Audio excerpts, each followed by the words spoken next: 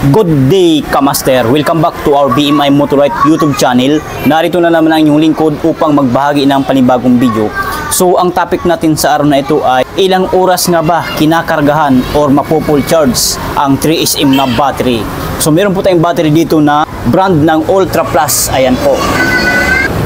Ang size sa battery na ito ay 3SM, 70 ampere hour, 12 volts maintenance free battery. Ibig sabihin, less hassle, hindi na kailangan ng tutubigan or babantuan kasi ang battery nito ay maintenance free, ready to use. At once na ma-meet ang 2 to 3 years, i-dispose na ang battery nito. Sa madaling salita, palitan na ng panibagong battery. So itong battery nito ay battery ng ating customer. Pina-charge ito kaninang umaga, alas 9 ng umaga. So until now, naka-charge pa rin. Ayan, mapapansin nyo, naka-charge pa rin yan sa ating battery charger. Naka-open pa yan, oh. So kapag ka ganito ang ammeter gauge ng battery charger pababa na, ibig sabihin full charge na po ang ating battery na sina-charge. Ayan po. So kaninang 9 o'clock in the morning pa ito naka-charge. So naka 8 hours na siya napag-charge kasi ang ating oras ngayon ay 4:57 na ng hapon. So 3 minutes before 5 o'clock in the afternoon. Ayan, oh. Kitang-kita yan. Walang labis at walang kulang yan. So ngayon, atin na ito ay sabay-sabay na alamin kung ito nga ba ay full charge na.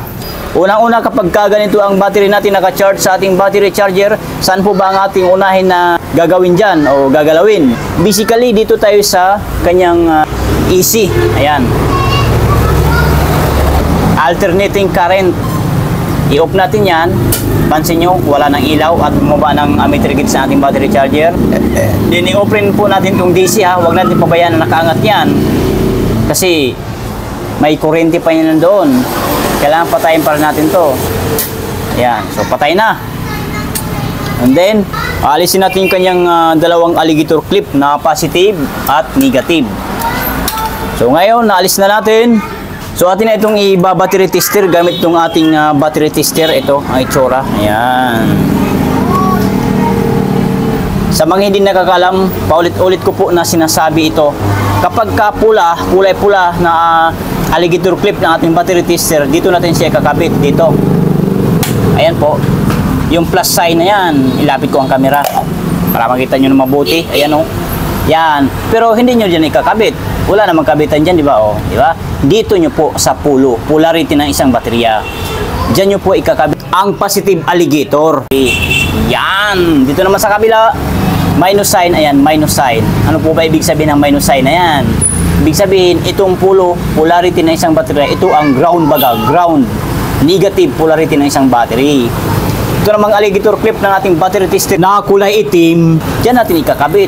Yan! So, as you can see, Kamaster, ay mapapansin natin, 13.3 volt ang reading sa voltahe ng battery nito. So, nagkukulay green, full ang nakalagay dito. So, ibig sabihin, full charge na nga ang battery nito. So, yon. So, ganun lang po kasimple. Mga Kamaster, mga boss, mga sir, kung ilang oras kinakargahan or ilang oras mapo-full charge ang 3SM na battery. So hindi po mahaba ang ating video, quick tutorial lang naman ito. So yun lang, maraming salamat sa iyong panonood and huwag kalimutan mag-subscribe sa ating YouTube channel BMI Motorite.